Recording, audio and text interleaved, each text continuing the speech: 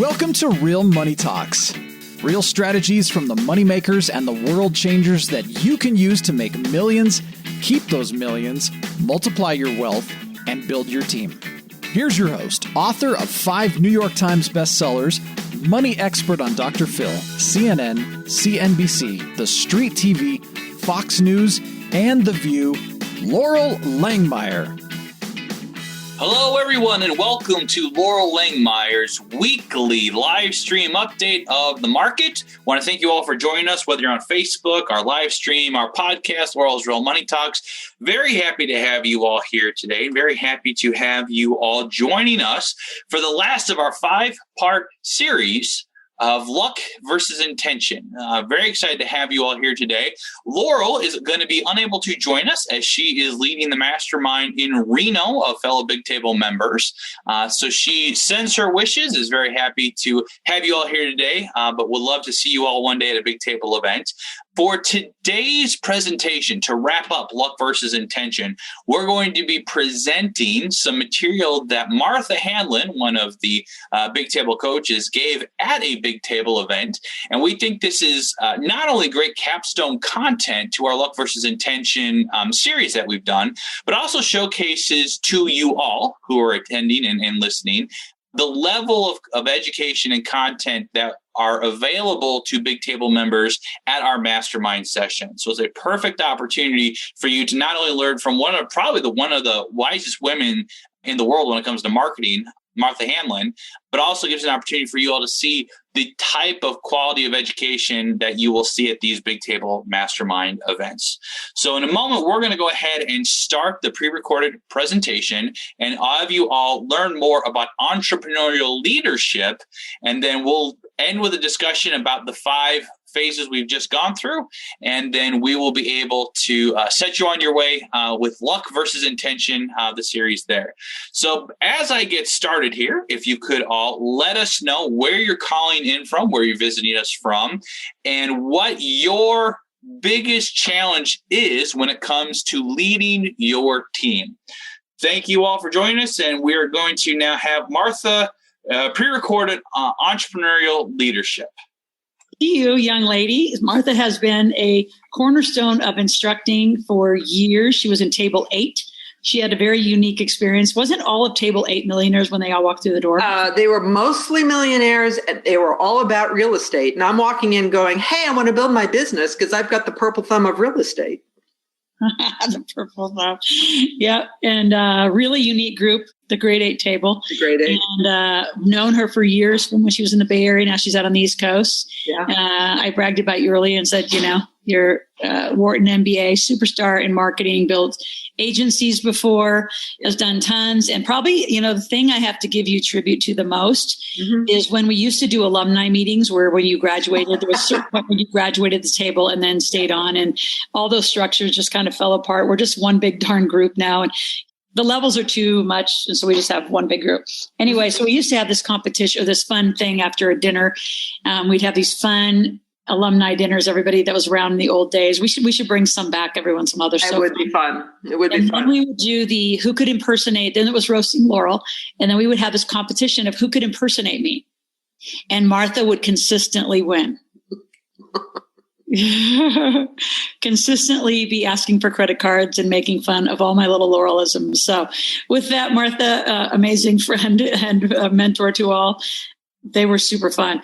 Talk to these folks about entrepreneurial leadership. There's a lot of people, and I could just go through the screen, who are leaving employee land or even teams of employees, but haven't really run their own worlds as an entrepreneur. So share some leadership strategies and techniques. Absolutely. And we're going to walk through some slides, but this is really a conversation.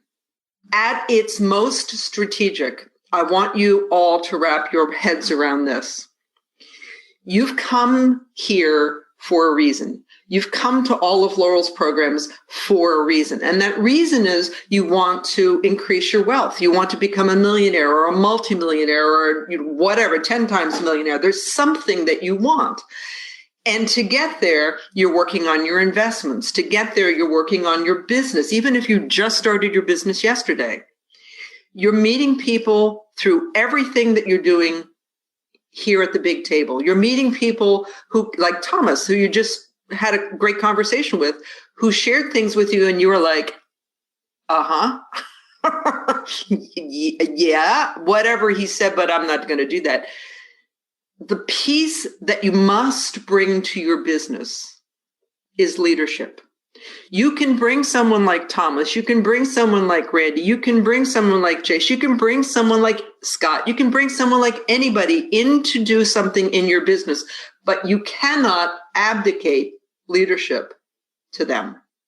You are the master. So I just wanted to give you a fast introduction to who I am and what I'm doing here. I've been in Loral's world since 2004. I have created a couple of businesses. My business with my business partner there, Chris Williams, we met through the table and through Loral. My business is Wide Awake Business, and we do leadership acceleration and business development. We've worked with 5,324 clients. So, we didn't just start yesterday. And yes, we do count. And one of our mentors said to us, that's really super swell, but what the heck did you do for them? So this is the other piece that we count. And I would encourage you, those of you who are working with others, to do the same thing. We work with our clients to calculate how much their revenue has increased. $628 million to date. We got a lot of experience in business development, marketing, and sales. After 20 years apiece, here's the clue. You don't have to add any more years in because it doesn't matter. Like, it doesn't matter if I've got 21 years of experience or 25. And we've got 2 best-selling books. Customers Are the Answer to Everything, Customertopia. And I'm working on our 3rd about leadership, which will be out sometime this year. So here's what I wanted to do with all of you to start with. Because the thing about leadership is this. We have a tendency not to spend very much time in our business leading. So take a piece of paper, grab a pencil. I want you to draw this little circle. Don't worry about the pie sizes. Just draw the circle and divide the pies into strategy and planning, revenue producing activities, which is sales by any other name. The next pie is product creation, spending your time developing a product, developing a service, fulfilling that. You sold something, now you're the one that's delivering it. Customer service, someone calls you, someone sends you an email, they're a customer of yours, they're a prospect of yours, and you're spending your time on the phone, on text messages, on email with them. The next pie is admin. How much time do you spend moving your papers around? And the last pie is personal. And I'm going to explain that last pie here in a minute. So what I want you to do is, you see in the upper left-hand side, it says the average business hours that you work weekly. Now, I know all of you work different hours every week. It's one thing one week, something another. That's why the most important word there is average. How many hours on average do you work in your business? 40 hours, because maybe you're doing it part-time. 80 hours, because maybe you're in your business up to your eyeballs. How many hours? And then on the basis of that, I want you to divide those average hours into each of those pies. And the personal thing is this. When I used to live on the West Coast up to 3 years ago, and I hit a block, I would either get on, in the middle of the workday, I would get on my bike and go for a ride, or I would call my sister on the East Coast for a mental break. That's putting personal time in the middle of my business day. And you kind of want to account for that, because I've seen some pretty scary people tell me how much time they spend personally. Now, I am not going to ask you to show us your results, but I'm willing to bet you that you don't have a lot of time in strategy and planning. I'm even willing to bet you that you may not have a lot of time, some of you, in revenue producing activities, also known as sales.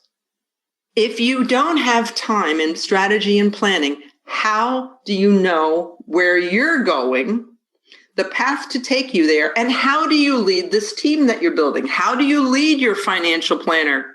How do you lead your CPA? Your CPA knows more about taxes than you do. Weldon will floor you with what he knows about taxes and what he knows about entities.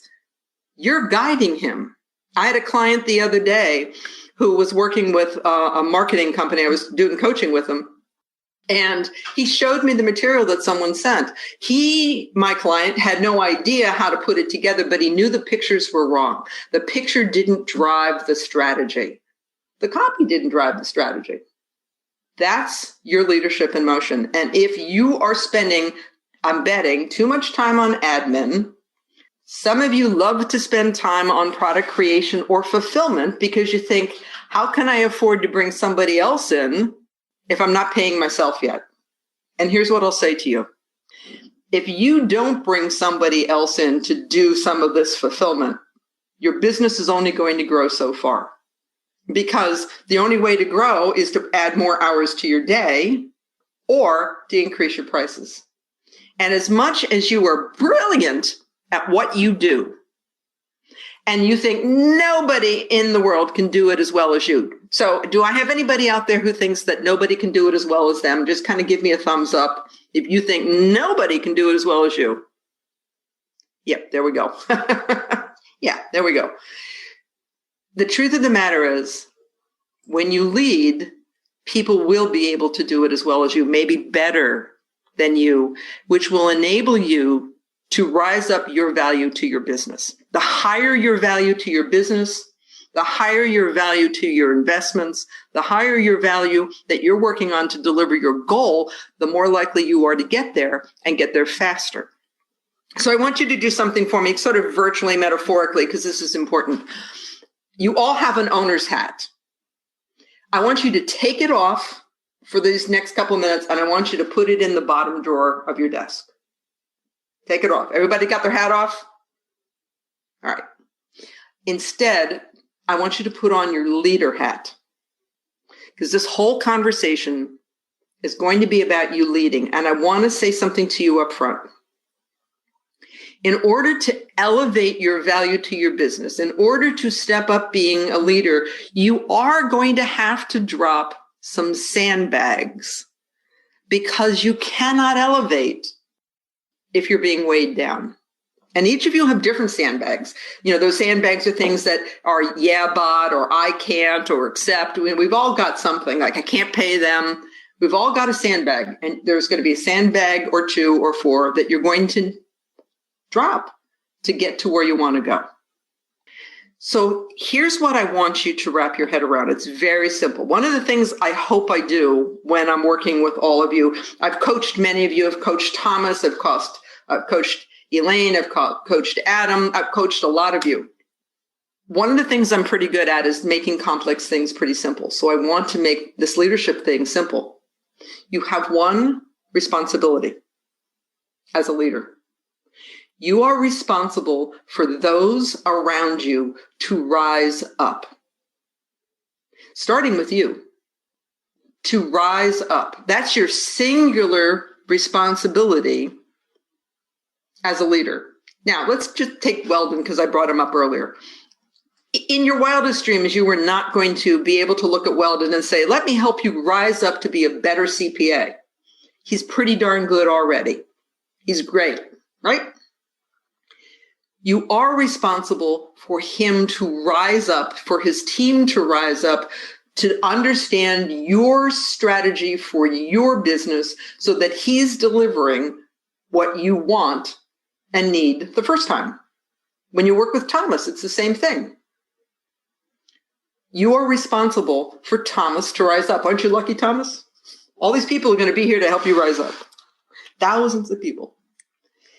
And that rising up starts with yourself, and then moves to your team, and then moves to your customers, and then moves to your legacy. And your legacy is the money that you're creating. It's your personal finances. It's your business finances. It's your brand legacy. Because what you're building, business-wise, can be sold.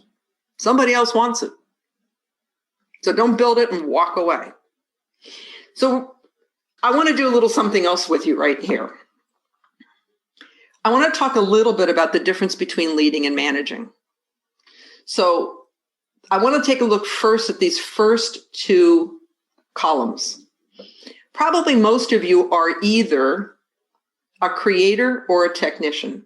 You are running your business. You're managing your business as either a creator or a technician.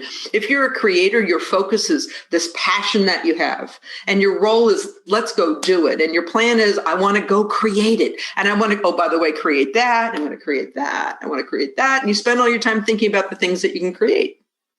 Your strategy is, let's start. Let's go. Let's roll this out. And the outcome is fulfillment. If we're lucky. Sometimes my creator friends, you just keep creating and don't ever get to roll out. How many of you can drop a note in the chat box. How many of you are creators? How many of you lead your business or manage your business with a creator mindset? Put a note in the chat box. Then we have our technicians. Our technicians, you take a look at your business, and the value that you bring is the time and the effort that you put in. Your role is to control the business. I want to control it. I want to put everything in order. And if this is out of order, I want to look at it a little bit longer. The plan is, how can I control it? The strategy is, let's do it. And the outcome is, guess what? The business runs you. Now, how many of you, by going into the chat box, are technicians? What I just said kind of resonates with you. Like, yep, that's me. Drop your note into the chat box. And we're going to look at the next two, because we're going to build on this. So because you own a business, you are, guess what? An owner. But if you keep thinking of yourself only as an owner, your value then is leverage and measurements. You know, did it go right? Did the campaign go right? Am I making money through iFlip? Is this going, how's it going? How much money did I make this week? You're managing things. That's your role. Your plan is to put some structure, and you want to supervise it, and you run the business, which is a whole lot better than the business running you. But there's another level. And this is the one you must step up to in order to get to where you want to go. As a leader, your focus is thinking and vision and building trust, because you cannot outsource thinking and vision and building trust to anybody, nor can you forget to do it. Your role is to inspire. Your number one responsibility is for those to rise up. That's inspiration. The plan is to grow it, to grow your wealth, to grow your business, to grow your income, to grow your team appropriately.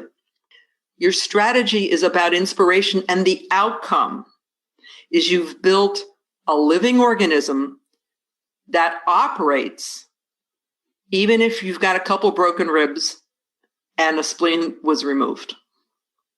Which one of those four places do you want to be? You want to be the leader. And again, I want to emphasize, I know I'm also asking you to drop some sandbags along the way. And each of you know what those sandbags are. I don't. And I want to share one other thing with you about leadership. It's not one thing. It's got some stages to it. So the first stage of leadership is, I know where I'm going. I know where I am going. Second stage, I've been to that spot I want to go to, and I've been there before. I'm repeating myself. I made $500,000 last year. I want to make $500,000 this year. Yay. I've been there before. Third step, I've been there, and I can take you. I've been there, and I can take you, teammate. I've been there. I can take you, teammate. I've been there. And you're coming with me. Whether they're employees or whether they're contractors, I can take you. Next level. I'm going to teach others how to get there. I'm working with someone now, and his goal is to sell his business in 10 years. You know what? Frankly, he can sell it in 5.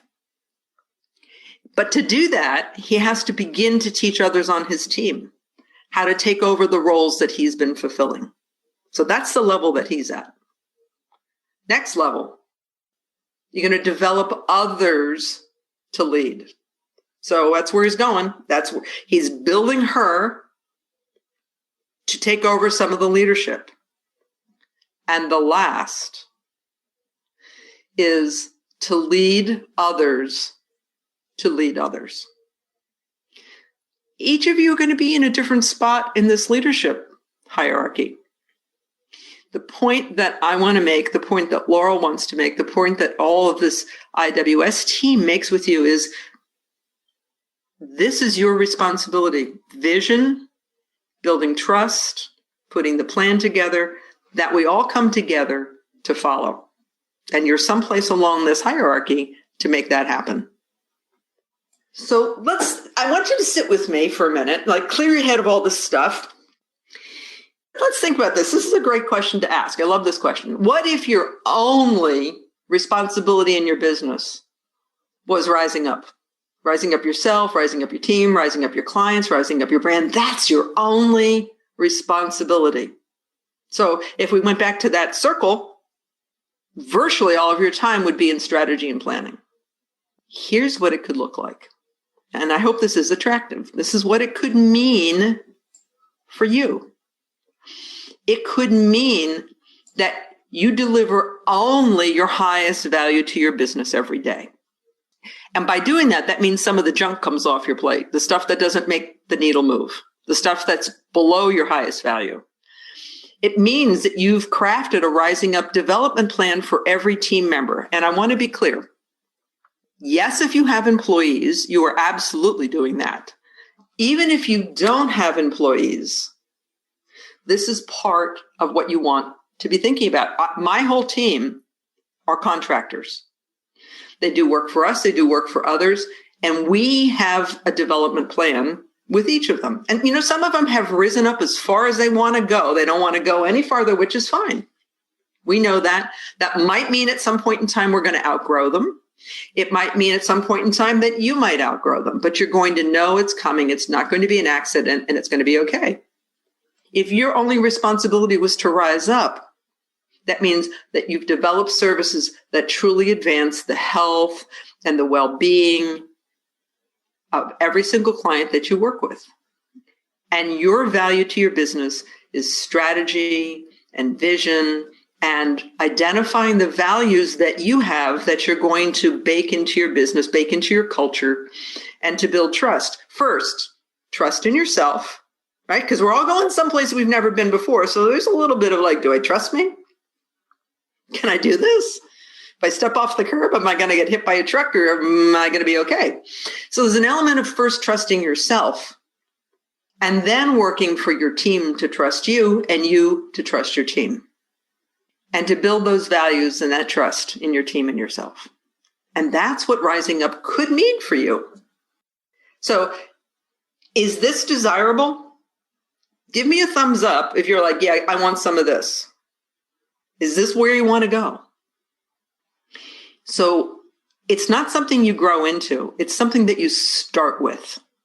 You start with it, and you can start with it in 2021. I'm about to give you permission to do some doodling on yourself for free. And we can do a little bit of it here, and then more than likely you're going to take this away. So here's the doodle. What if your only job, your only role was being responsible for all to rise up to your 2021 goal?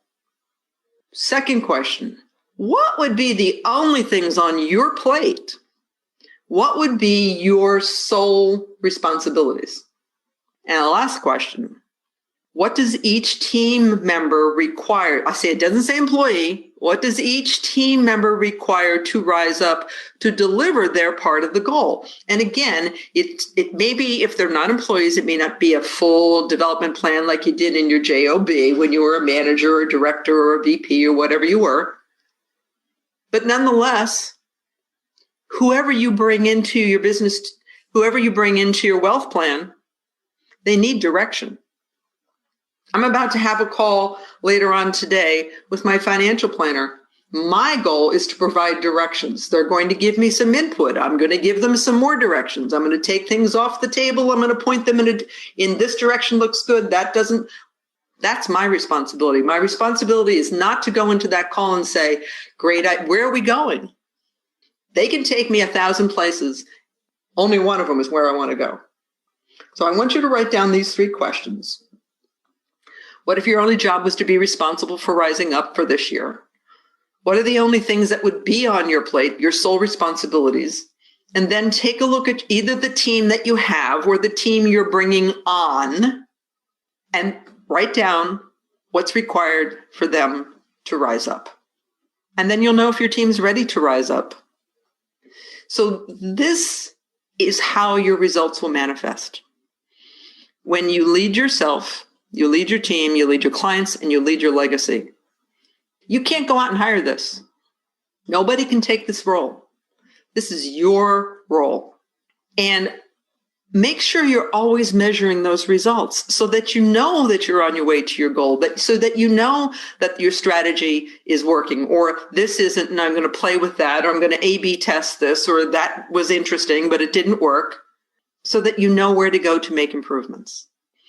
So this is my last. I'm going to open this up if you have any questions, because I can't see them while I'm sitting here yakking. But if you want to reach out, if you want to have a conversation about leadership, or just a complimentary conversation about what we might be able to do to make an enormous difference in your business, there's my office phone. You can't text it. It's an office phone. It's those good old landlines. And my email address, please feel free to reach out. I am here in this conversation with you because I want to see each of you lead. It's how I know I've evolved. I came out of corporate America. Laurel's told you some background on me. I came out of corporate America. And so, yes, I led teams. Leading your own business is a little bit different. So 2 exercises you've got coming out of this. I didn't mention at the beginning that I'm one of those coaches that always makes you work a little bit. We make you work. I encourage you to work. I can't make them work, but That's true. Here's the way I look at it. It's a commitment. The 2 things they gave you are commitment to yourself. Do the pie chart, the little circles, where you're spending your time. It's going to be eye-opening. And then 2, if your only responsibilities are to rise up yourself, rise up your team, rise up your clients, what's on your plate and what isn't on your plate. And if you're looking at this whole thing and saying to yourself, yeah, Martha, but if any of those sentences are like, yeah, Martha, but I can't, or I could, but only, those are the sandbags you need to drop. All right, everyone. Very good. Very happy to see that piece there when it comes to luck versus intention and us talking about your entrepreneurial leadership with that. So I want to thank you all for joining us on the conversation today. Very happy and excited for you to have gone through this 5-series sequence with us, luck versus intention. Awesome to have Martha put the capstone on that presentation for us. Want to see you all rise up as we leave March, as we leave the idea of luck versus intention behind and fully commit to being intentive and intention toward working on your goals for 2021 and what you're going to be doing. Just as a quick heads up, we are going to be having a workshop in 2 weeks' time. Would love to have you all at the Millionaire Maker Meetup and Marketplace. And on top of that, would love to have you all know we're going to be announcing our luck versus intention winner next week. Laura will be back from the Big Table event. We'll be happy to announce it at that time. So on behalf of everyone here at Integrated Wealth Systems, very happy to have you here. Thank you for joining us. We look forward to seeing you next week and changing your conversation about money. Thanks, you all. See you soon.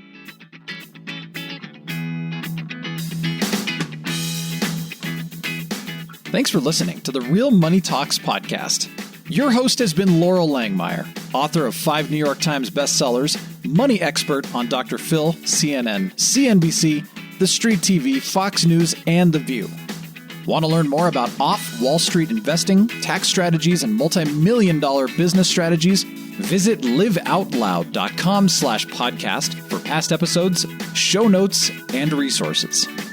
For some special wealth-building gifts only for Laurel's podcast listeners, visit liveoutloud.com/podcast gifts.